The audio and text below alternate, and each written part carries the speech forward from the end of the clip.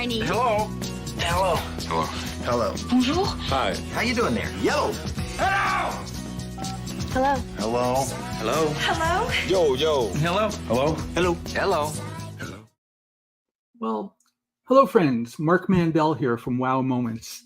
Welcome to episode number 4 of Customer Experience Tales from the Trenches. I'm so glad you're here with us and for coming on this journey with my friends and me. We're going to have a fantastic time together on this show today. We're going to spend about 35 or 40 minutes together before we wrap up to go over a pretty packed schedule of stuff I'm hoping to share with you and bring you some value around. You know, but being that this is episode 4 of this show, Tales from the Trenches, I thought I would take just a moment to look back on the first 3 episodes over the last few months that I've done and just really show my gratitude and my thanks to you for helping to support them. I started back 3 months ago when I invited a gentleman named Mark Zides on a call who was representing a company called Luminoso, back then the text analysis company. We did episode 2 when I brought some folks on from M-Corp. Episode 3 when we talked about the CX and EX connection. Big topics in CX for sure. Today we have what might be an even bigger topic I want to talk about with you guys, and I think it's worth taking a closer look at. And that bigger topic is, you know, the overplayed cliche. I think it's the old Mark Twain quote.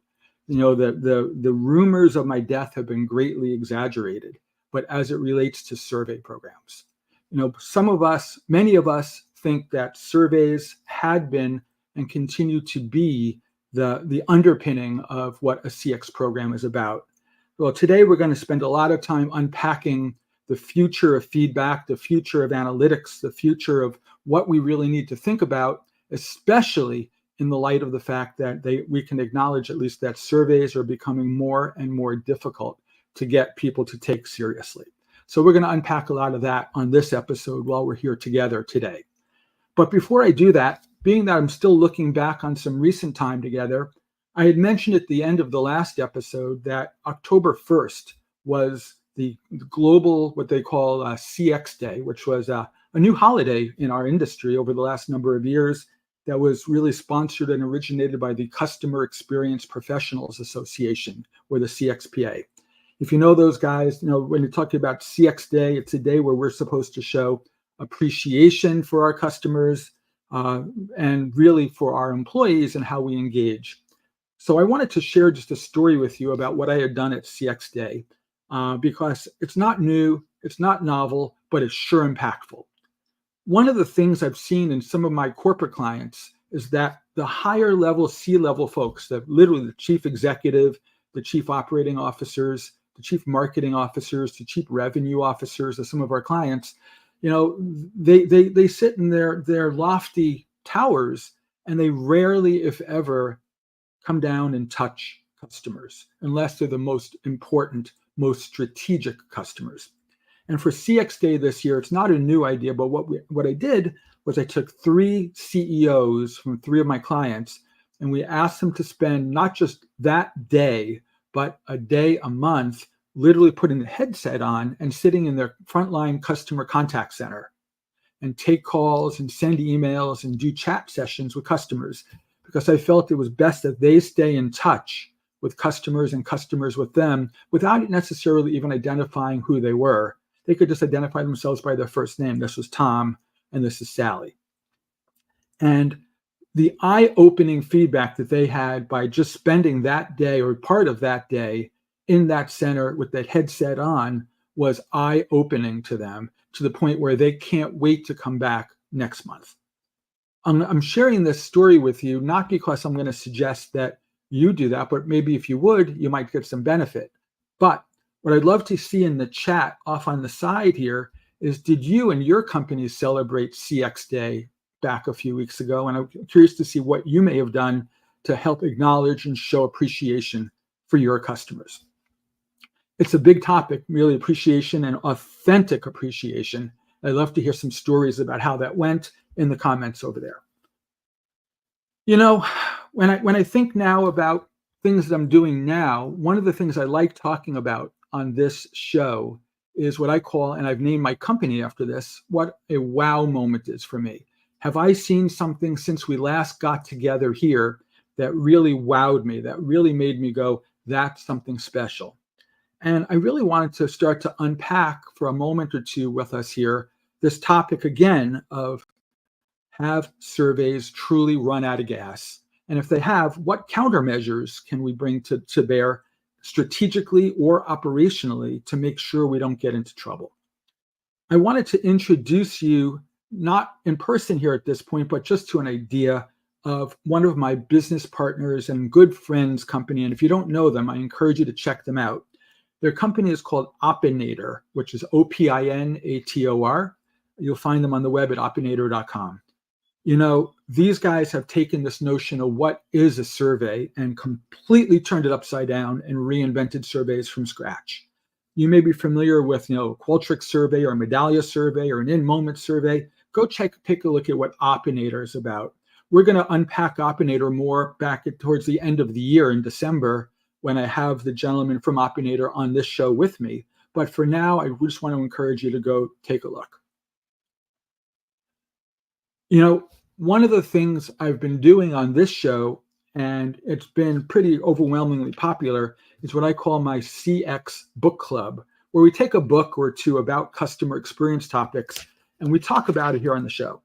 So I was sent a copy of a book that I'm really excited about called The 10-Second Customer Journey, the CXO's Playbook, written by Todd Unger. I don't know if you know Todd Unger or not, but he's the head of customer experience for the American Medical Association. And this book that he's put together, I think, nails such an important topic that I thought it bears repeating. But I'm going to start off making it a little bit personal. I dog-eared a page here that I want to just read you the opening 2 sentences of.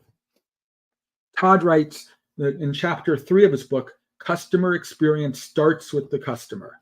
And this is such a key topic for me.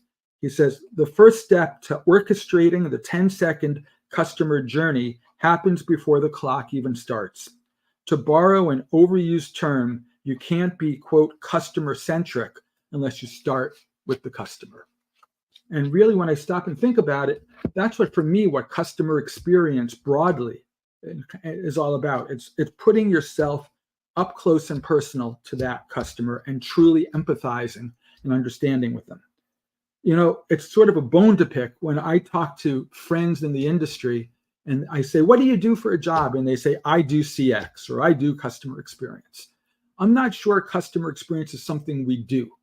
I think the reality is customer experience, by true definition, at least to my definition, it's the perceptions of our customers about us. It's things that they do and things they perceive about us. It's not something that we do.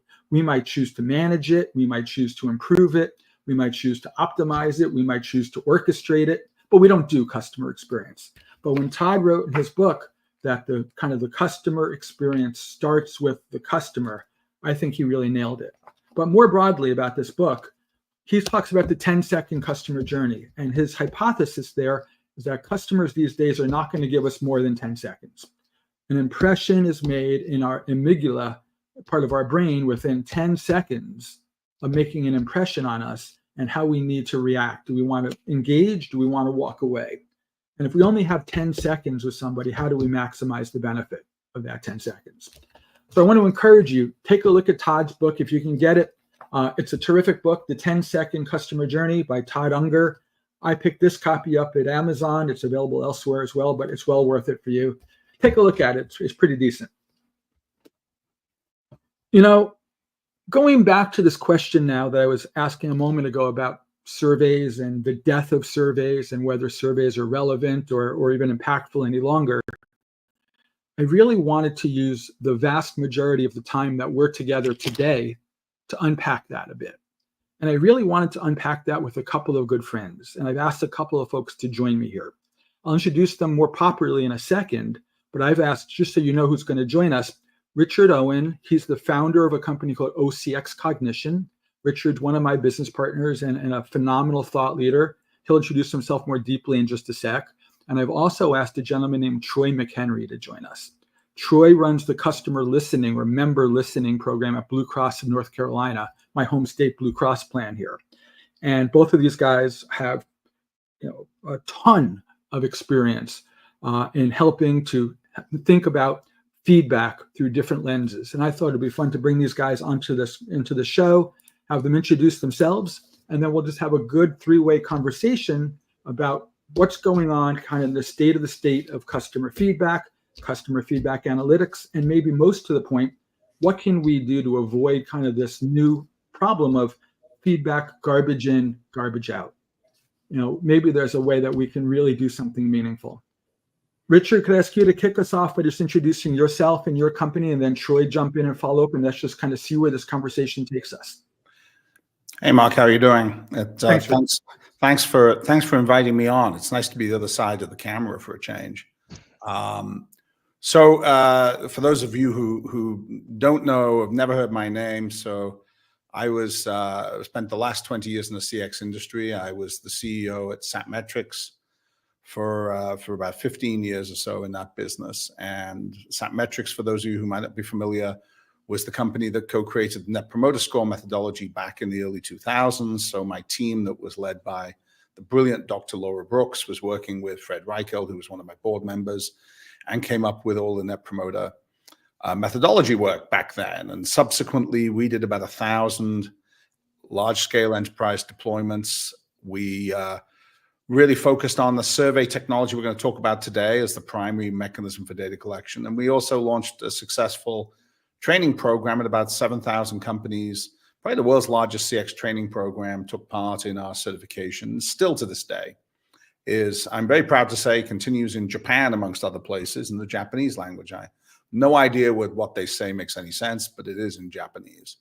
So my new business, OCX Cognition, is really focused on supplementing and to some degree replacing survey technology with machine learning. So rather than ask customers, we predict. And the benefit of prediction is you don't have to be hostage to response rates or survey bias, and you get a complete view of every single customer every single day with a high degree of detail. So we think this is the most interesting application of AI to the CX space today. Interesting. Hey, Troy, you and I are pretty good friends these days, but it dawns on me that a lot of folks who might be listening in may not know you. Can you take a minute and talk about what you do at the company? Absolutely. Yeah. Troy McHenry, it's great being on with you, Richard, and thanks for inviting me, Mark. You bet. Yeah, I lead our measurement and performance practice within CX at Blue Cross NC. I've been in health insurance for 9 years, and then previous to that, 12 years in financial services, and doing really a lot of benchmarking. It's kind of how I got into CX, doing things like Benchmark Portal and JD Power and Dalbar, and then doing more benchmarking with our Blue Cross Association and through vendors like SQM. That's really where I kind of got a taste for it. And so today, my role and my team really is focused around how do we own all of the listing posts that we use at Blue Cross. So any survey that goes out, whether could be on any of our digital properties and portals, and websites, mobile app, as well as anything that's transactional in nature. So that could be post-call, post-chat, post-secure message. So we survey a lot, but just like what Richard said, we know too, in the future, right? Like that door is slowly closing on us, right? There's so much survey fatigue. All of us are seeing, NPS questions in surveys, and it seems like we get surveyed even just for buying a cup of coffee. And so we spend a lot of time at Blue Cross too, really understanding how do we get the most, juice for the squeeze when we do send a survey out, and how can we be as thoughtful as possible with still kind of using some of these legacy VOC tools as we kind of also dip our toe into unstructured listening and really trying to measure the experience and find areas of opportunity, maybe beyond surveying. Troy, what you're talking about, you use the term, survey fatigue, and it's certainly a real problem out there. It's predating COVID now. So I'm looking back probably 5 or 6 years ago, maybe closer to 7. I was with an organization where we went out and we hired an outside agency to try to help us at the time quantify how many surveys were in flight across the United States that year. And they came up with a rough guesstimate. They couldn't pinpoint a number, but they were saying this is probably 2018, give or take, timeframe, late 2017. And the number was 40 billion surveys in the US that year. with the average American adult receiving about 12 a month. And I reflect on that thinking, I have a 15-year-old kid who lives down my street who cuts my grass, once a week. And he sends me a Survey Monkey survey at the end of the grass cutting to find out if I would recommend him to my friend or colleagues. I love it. And how could we not be tired at this point as survey recipients, as survey takers, as survey respondents? What can we do? I'm going to ask you very directly, Troy, and then I want to look for a counterpoint of view from Richard. What could a company do to begin to position for success, either to overcome some of this burnout or to find other ways to gain insight? What's in the toolbox these days? Yeah, and you definitely have to have a lot of tools to really maximize this investment, right? Because also, while there's been some democratization of surveying tools, right, with like Survey Monkey and like everyone's making surveys now, right? But not all surveys are created equal. And Yep. so, the way I think about it is, okay, how can we make sure that ours stand out of kind of above the fray? So, just like probably like most consumers, I might get 10 surveys a day. I might complete 1 or 2. So we spend a lot of time thinking about, okay, how can I make sure that that survey from Blue Cross is maybe the one that person completes on our behalf. And part of it is we are fortunate in that with coming from a health insurer and a payer, right? Our members are more invested in us, right? We're not Netflix. Like I'm probably not completing a survey on Netflix because my engagement's lower, my cost or the stake I have in Netflix is a lot lower, right? So I'm just not that engaged with it. Mm-hmm. But with us being a health payer and a not-for-profit in the state, I think we all automatically get a little bit of a pass, right? Because we just have such a more nuanced and involved relationship.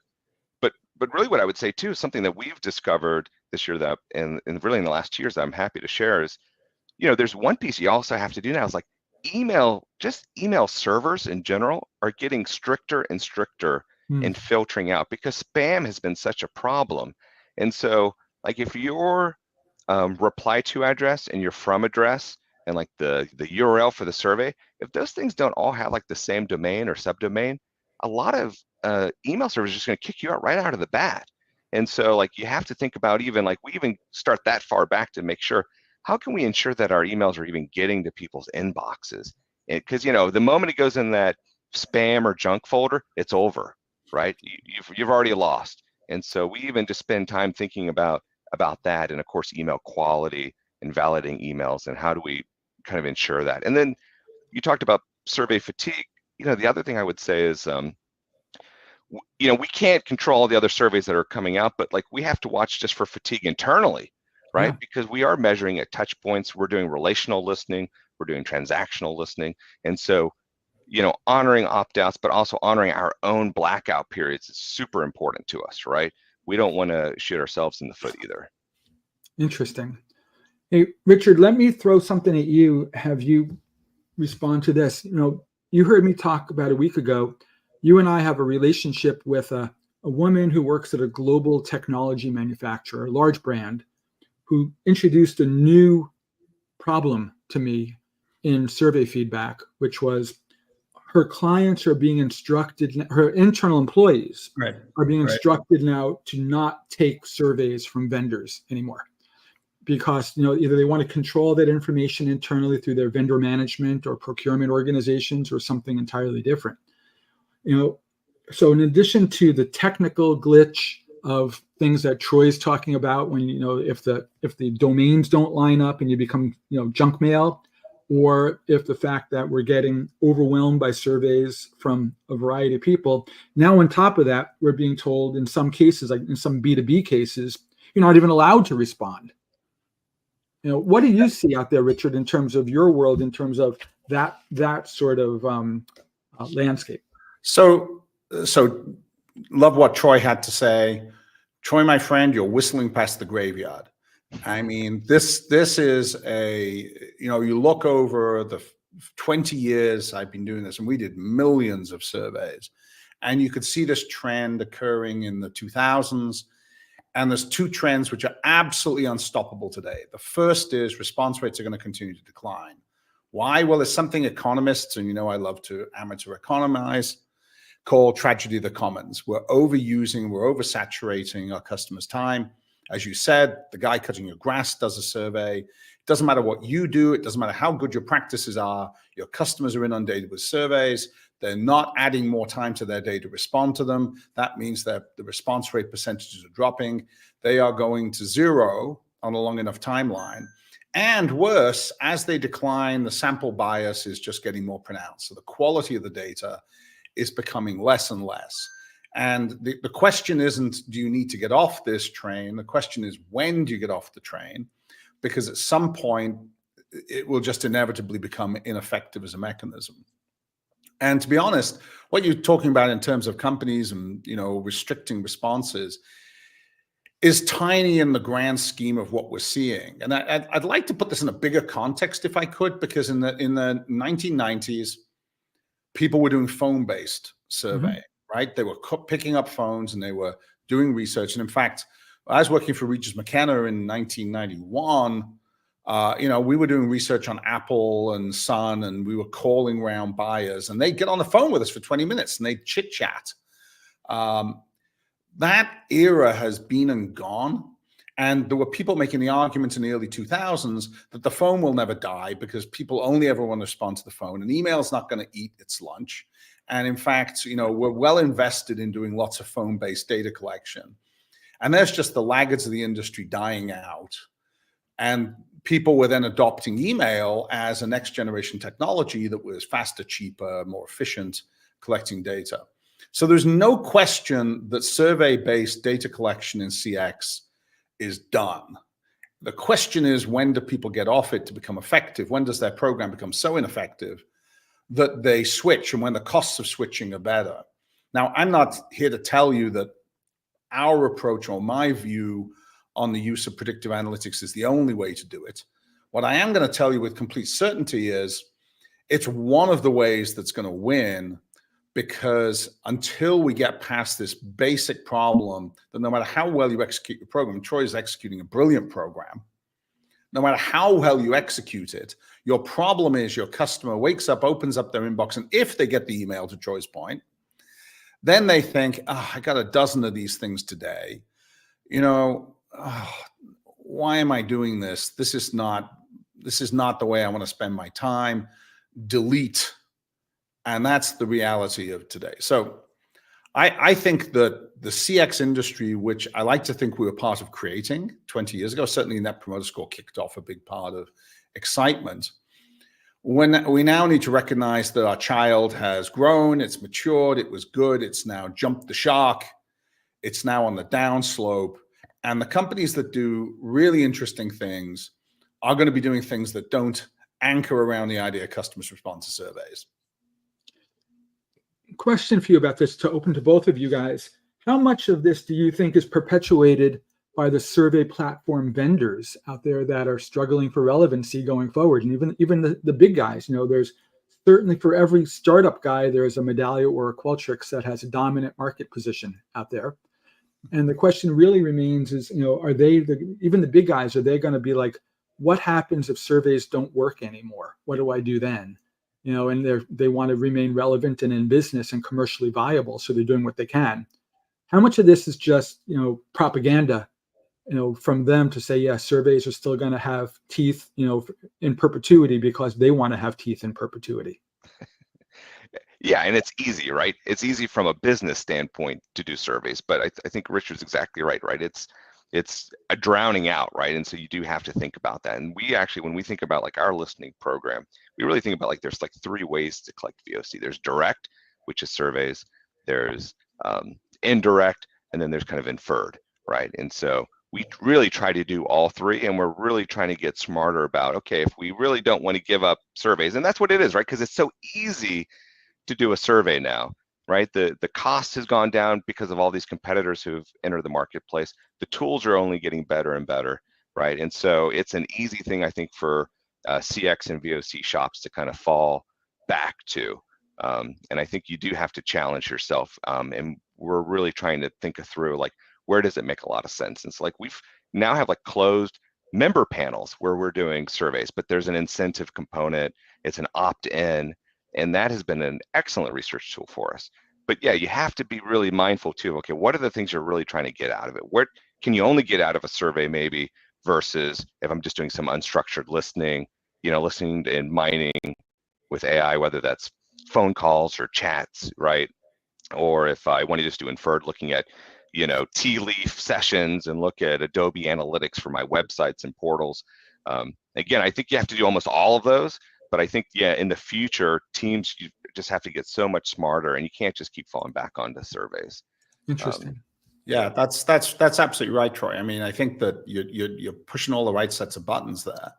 I mean, the question mark is, what about the vendors? Well, of course, the vendors are going to be here saying surveys are great. I got 2 words for you, 3 words. First word is AOL, right? I mean, look, there's always an incumbent saying, no, really, we're not dead yet. This is great technology. It's leading the world. Second, faster horses. Look, I mean, what people forget when they use the whole Henry Ford analogy was that, if Henry Ford had been out there saying, well, people want faster horses, what if there were legions of horse salesmen running around saying, no, this motor car's a terrible idea, right? Let me tell you, I got a much spiffier horse over here. And good news, horse prices are way off this year. It's like an 80% discount on horses. There is this is the technology industry, and it goes through this.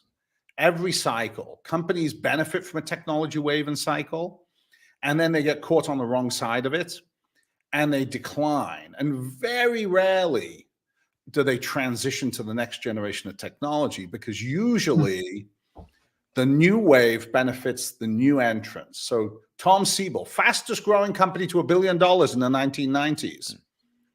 Where are they now? Buried in Oracle somewhere. How did Salesforce take over? Cloud was a monumental change in the way companies consumed data.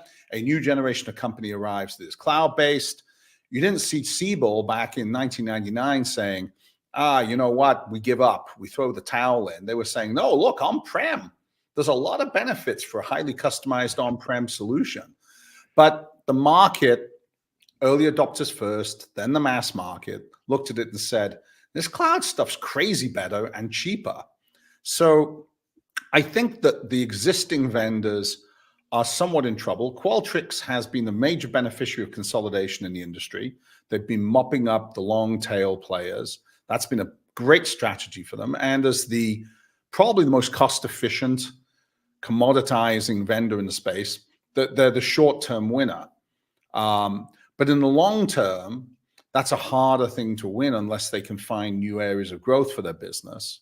And everybody else in the industry, with all due respect, and with respect, because these have been great companies, some of them very well-run companies, they're all on the downslope. And Mark, you know this probably because you have friends in these companies as well as I do.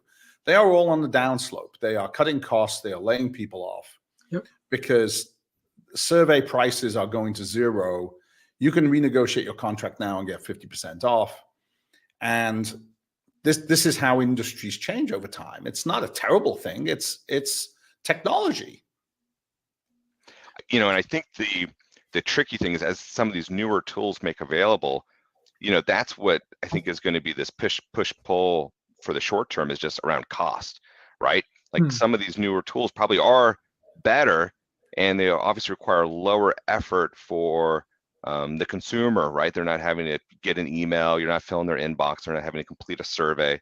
But I think it's going to be hard for companies to adopt those because, again, not only are surveys easier, but they're so cheap. And so I think what we'll see is, I think we will see a migration somewhat as the tools improve, as companies get more comfortable with AI, right? And how do we spend a lot of time too, like, how do you do the plumbing in the background? Like, how do you get those call recordings, those chat transcripts, those secure messages, those open-ended comments across all of our existing surveys? That's a great point, Troy. If I interject in support of what you're saying, look, I think in reverse order. First of all, I think the integration and the plumbing now is becoming much more important. Standalone is not that interesting, and so you need to become adept at that as a science and as an IT discipline within the company. And look, no company has ideal data. You know, the magical perfect CDP in the cloud doesn't exist. Everyone's trying to find a way to work with limited data, and that's going to be the reality of it. But your other point about price is spot on, and costs have come down. I think if you look at the total cost of what people spend on their programs, though, the fact that the survey tool has become commoditized and cheap doesn't really make a relevant dent in the budget, right? The big budget items, and I'm sure it's true for you, Troy, people, you know, by far and away the biggest single budget item, probably drowns out the cost of vendors. And then, you know, as I would see the decline in cost of surveying as freeing up budget to be more adventurous, to bring in new technologies. If your company wants to cut budgets every year on CX programs, then you're facing a problem. And the education effort is, no, reduction in price and surveys doesn't mean we can cut budgets. It means that we're going to have the resources to fund new initiatives out of the same budget we spent last year. And that's great. We're going to get more for the same price. Yep, I totally agree. And I think companies that are in that CX space, software companies, I think the smart ones are going to find these partnerships, right? I mean, you're definitely seeing it with Qualtrics too, right? Where they're trying to really grow, you know, beyond maybe what they originally had, or have some of these great and key partnerships. Yeah. Interesting, guys. I'd like to ask you guys both a kind of maybe a pointed question, but I think it's one that begs to be asked. Those of us that do rely on surveys or any other feedback mechanism, we do it for really one reason, is to gain insight about our customers and to run better analytics, to be able to make better decisions. How compromised, if at all, do we get in our decision-making ability when the feedback gets harder to come by and the data that we do collect is sketchy and thin? You know, are we getting to the point at this point where we have, the term I used earlier was garbage in, garbage out in our feedback program? Are we getting to that point? Are we seeing that? Are we seeing where we're relying on this mechanism, this legacy mechanism, and yet if the data went from used to be 30%, 40% response rates, and now we're seeing 5 to 15% response rates, you know, where is the trade-off? Where is the sacrifice? Is it in quality? Is it in reliability? Where do we see the problems come up? And this is maybe where I'm a little contrarian, but I think that's still why companies like surveys so much, is because even though you're having this declining response rate, the data is clean because it is direct, right? I'm asking very pointed, specific questions. I'm getting very pointed responses, right? I'm getting that some great qualitative data. I'm getting tons of quantitative data. And I think businesses and C-suite, they like that, right? They love NPS, they love OSAT, they love ease or effort, right? Because those are really discrete measurements that you can measure, and then you can slice very easily by demographics or by product or whatever. And so I think that's going to be a headwind for some of these other technologies, is how do you still make it discrete? Obviously, you know, we're using tools where we can measure things like sentiment and effort for those with that unstructured data, but it's still messy. It's still messier than my survey data is, right? And so, yeah, I think that's still a barrier to overcome. Yeah, Richard, I think you're coming from a place of real, in my opinion, real innovation in this space. I'd love to take a moment and just have you lay out for the listeners here how you guys tackle this, and kind of what your building blocks are and what you've done in the AI space for this. And I'd emphasize, I mean, we focus a lot on B2B, which has a very different set of elements than B2C, right? Yep. I mean, at the end of the day, my perspective is a little different than Troy's, you might imagine.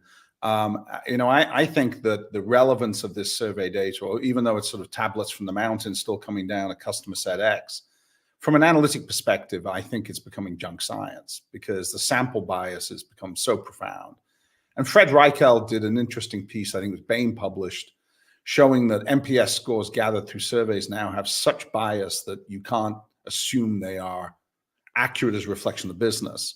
And actually, actual NPS is very different. How do we know that? Well, to some extent, that's a product of our approach. So we see survey data as only really interesting to the degree at which it can train machines to think like customers.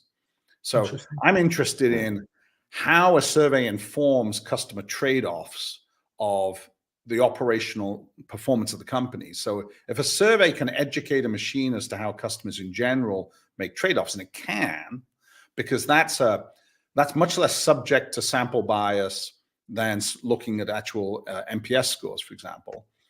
Once I've trained a machine to think like a customer, now I have a customer who will answer 1,000 questions a day, every day, without bias, and every single customer will give me a data point.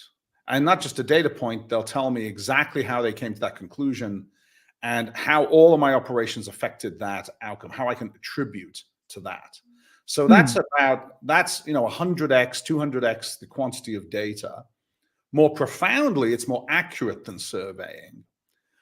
And how do we know that? Well, we know that because we're able to back test. We also know that it doesn't have bias. We pull out more detractors who don't respond to surveys by saying these people are highly probability driven to become detractors. And then we look at their financial performance, and lo and behold, they turn out to behave like detractors. So we're now at a point where we can be both more accurate, more comprehensive, more complete, and more analytical than anything you can do in surveys. And that took 4 years of hard research. And yes, based on 1,000 enterprise data sets that we accumulated over the previous 15 years. But the fact remains that this is now the better mousetrap. And what it's teaching us about surveys is very interesting. It's teaching us a lot of survey data collection are asking questions that make no difference to the outcome whatsoever. They carry no signal in a predictive sense. So we're learning that customers are wasting their customers' time by simply asking irrelevant questions. We're learning that surveys massively undersample detractors. So what's happening is people are reporting an NPS of 30 or 40, where it's really 10 or 5. And we're learning that extrapolation is a broken science when response rates get below a certain level. And so essentially, we're confusing small sample groups with overall behavior of population. In consumer markets, problematic. In business to business, absolutely breaks the bank because of the heterogeneity of customers. I could see that. Troy, anything to add to what Richard's talking about, or a different point of view? Yeah, I think the other thing that I think businesses, especially with us with B2C, right? And we do also B2B, right? Because we have a lot of different stakeholders across Blue Cross, right? We're dealing with providers and doctors and physicians. We're dealing with agents and employer groups, and then individual consumers. But I think what we also sometimes forget, or I don't think companies take advantage of as much, is that survey can also be a touch point, right? It doesn't just have to be a one-way thing. If we're asking you to do something, right? Like, to me, a great post-call survey could be an email you get 2 hours after your call, and in it is a summary of that call for your records.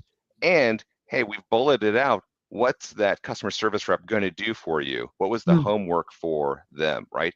Now, all of a sudden, that email isn't just spam or a survey, right? But now it actually has value that I want to keep. And oh, by the way, we'd love to ask you how we did, right? So I think if done right, these touch points that are also trying to collect some VOC and do a survey can also help build a brand, can help reinforce it, and can kind of keep, it can just be another touch point. Absolutely. I think you can build a brand. I think it does represent a brand statement. But I stand by the fact that you're still just touching a fraction of customers. I mean, if you look at contact centers, it's a more pronounced problem because now you're dealing with a fraction of customers who happen to have issues, which are a fraction of a fraction, who then respond to surveys, or a fraction of a fraction of a fraction, and have inherent bias because what you're really learning about is that touch point. They're basically got recency bias, which is great for understanding contact center performance. And don't get me wrong, I think to some extent that still is the most useful current application of that technology, is looking at touch points and really understanding tactical execution of touch points. I think it's useful today, frankly, in understanding overall NPS. I just think that's dead. And I think I'm speaking from a position of some confidence there in terms of what we see in data. But I think I think understanding how you're performing in, say, a contact center, there's a lot of good technology there. And Troy's talking about some of the other areas, NLP, sentiment analysis, text analytics, pulling all that together in a contact center for consumers. And I think there's a rich data set to mine. And if you can organize it, make sense of it, that's the last bastion. Remember, was it the Twin Towers, the second Lord of the Rings thing, when they retreat to the fort, and the keep within the fort? I think for surveying, that's the keep within the fort. They don't have to ride out yet to face the orcs. They're still hanging in there. Nice metaphor. And I think you're exactly right. Surveying is always going to be sampling, right? And so these newer tools, like we're using too, like we mine 100% of our inbound phone calls, right? We're going to answer 4 million calls this year, and like no call, no interaction, no needle goes unseen now, which is great. And it has been incredibly powerful for us, right? If someone wants to ask us, hey, how many calls are we getting about this particular health network, or about this particular product, or about this particular, urgent care, whatever, like we can know finitely, there's no sample bias. We can say, hey, this is what is popping on the calls that we're handling from members. This is what's on members. Yeah. But I agree that still only gets to customer service, right? How can you actually get broader than that is kind of that next undiscovered country for us, right? Beyond just touch points. Hey, Troy, I know we're going to be having to wrap up in a moment for the sake of time, although this could go on all day. One of the things I've seen on prior shows that we've done, it's people love a tip, or they love sort of an idea that they can take back to their work and do in their program, next week or next month, and maybe see some lift. Is there some advice that you can give the listeners on this show that, based on your own experience at the job that you're doing, that, hey, if you think about this or that in a different light than what you're doing already, maybe there's a benefit to them that you can share? Is there any kind of quick tip that you can give? At least from a survey response rate, and I should say in some of our lines of business, we're in double-digit response rates still, right? Which is unusual. You're the guys that are getting double. But again, we're a little bit unique in how we're positioned in the company and our brand and what we do. But I will say what has helped us, and I think this is transferable to a lot of different companies, but probably predominantly B2C, but could be B2B too, is you always have to understand, you have to almost lead with, why am I doing this, right? What's either a with them, like what's in it for me, or what's in it for you? And so we have struggled in the past with some of our response rates. And I agree, though, it's still like it's a dying, thing, but, we're getting good success. And something that gave us immediate lift was just to honestly be very transparent to say, this is what we're going to use your feedback to do, right? This is whether it's a post-transaction survey. So then we're going to say, this is the primary measure, which is true. We're not lying, we're not being insincere, but this is the primary way we measure the performance of our customer service reps, right? Just saying something like that, or if you can collect that feedback we do from a B2B standpoint, and then we come back around later to say, thank you. This is from like a relational side. This is how we used your feedback. This is how it influenced changes we made in the enterprise based on this. That is golden, right? Because no one wants to complete a survey or do any sort of VOC and they feel like it's just going in a black hole, right? And it's not being actioned on. So if there's any way to close the loop, not just from like an inner loop, like for that one member or consumer or customer, but actually, even from a macro level, like if you have a newsletter that goes out to all of your agents or all of your clients, and then you say, hey, thank you for your results from this last survey. This is what we showed, and this is what we're doing about it. Interesting. Yeah. Hey, Richard, I'm going to ask you to take us home on this conversation with a similar question. Obviously, in my opinion, at least, there's no topic bigger than AI these days in customer experience or otherwise. And you guys at OCX Cognition are becoming a significant player in the CX AI space. What advice can you give somebody who's thinking about what role does AI play in my go forward business strategy, where they can make a bet or two in a reasonable way and expect to see some potentially low-hanging fruit impact? Where would you have them start? Yeah, so I mean, first of all, I think there's a certain amount of education people have to do around AI. It's labeled on everything. There's a lot of AI washing, and there's a lot of solutions looking for problems. Mm-hmm. And I think that if you understand what problems you're trying to solve to start with, then you'll start to see the application of these technologies. So NLP, machine learning, large language models are very different types of technology, and they all get labeled AI, and they all serve different purposes, and they sort things out. So I think what we're going to see is people get smart about this, learn about it. I think that vendors will educate you. That's the best thing. They're very happy to educate you. But understand the applications of these technologies and what problems they solve, because they don't solve every problem conceivably, and they're not necessarily the best way to solve particular types of problems. So I think that CX professionals have to go to school. And the one thing I'd say is, if you think your job as a CX professional is a survey professional, then you are harnessing yourself to a dead-end technology career-wise.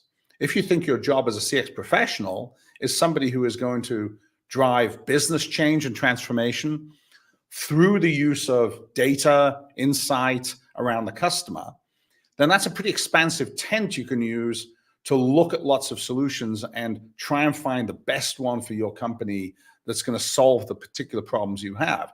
And Troy gave, great examples in his presentation of thinking about this broadly, looking at different technologies.